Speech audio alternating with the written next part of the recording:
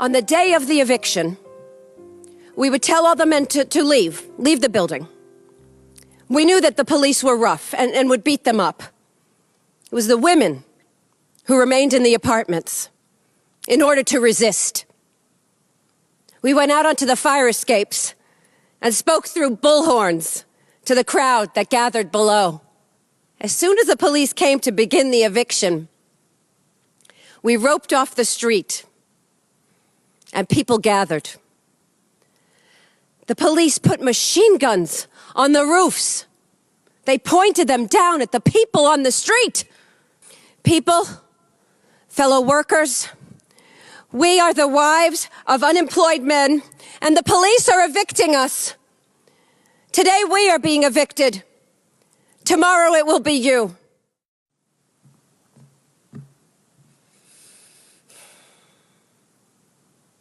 The things we take for granted now.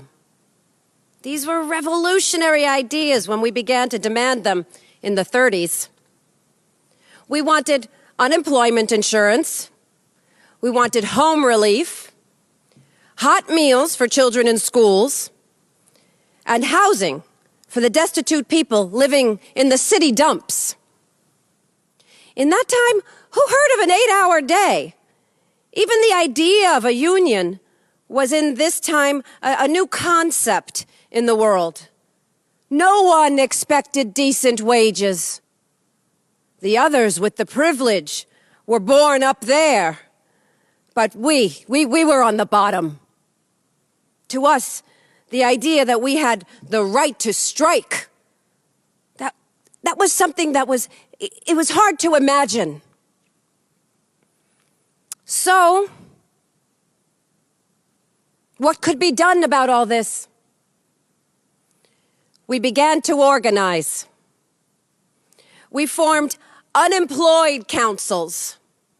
They were spontaneous people's organizations. We would open an office in the middle of a neighborhood. We organized around our needs. The women were organized to monitor the prices of food all the time. If an item became too expensive in a particular store, we immediately went on strike.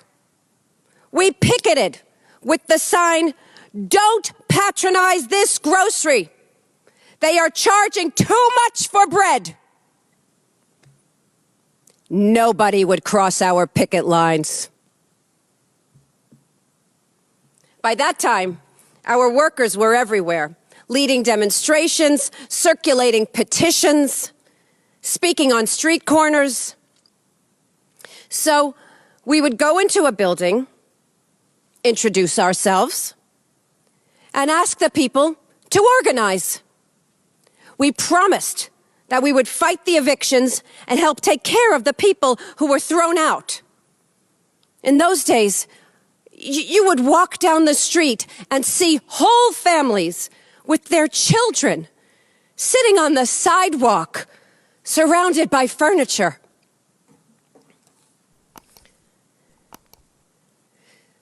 When an entire building was organized and willing to participate in a strike, we formed negotiating committees for the tenants.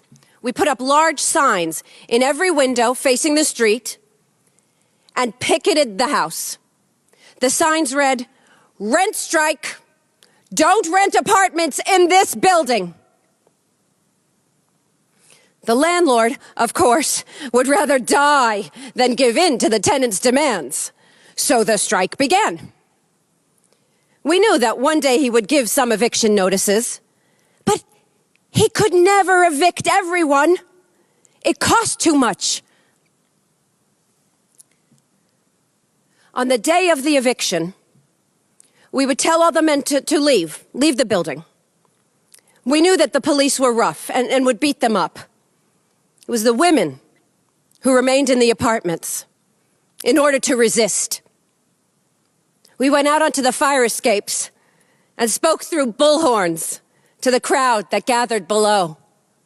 In the Bronx, you could get 200 people together if you just looked up at the sky. As soon as the police came to begin the eviction, we roped off the street and people gathered. The police put machine guns on the roofs. They pointed them down at the people on the street. I would address the crowd gathered in the street below. People, fellow workers, we are the wives of unemployed men, and the police are evicting us. Today we are being evicted. Tomorrow it will be you. What is happening to us will happen to you. We have no jobs.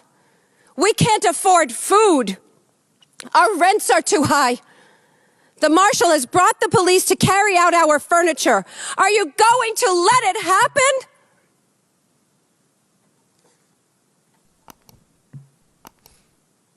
Sometimes we poured hot water on the men that came to evict us. And sometimes they would hit us. Then we would run out onto the fire escape, grab the bullhorn, and shout to the crowd, "They're hitting us. They're big men, and they're hitting us. But we're not going to let them move the furniture." Sometimes we failed, and the furniture was carried into the street. Immediately, we would cover it with a tarp so it wouldn't get spoiled, and then we'd hold a mass meeting on the furniture, using it as a platform. We were only waiting for the police to leave. As soon as they were gone, the people standing around would pick up the furniture and carry it right back into the building. We'd break the lock. We'd put back the furniture, install a new lock, and the landlord would have to go through the whole procedure another time. Within 2 years, we had rent control in the Bronx. Hi, friends. Thanks for all the love for Spidey, for the trailer, for May. Thanks for the May fans.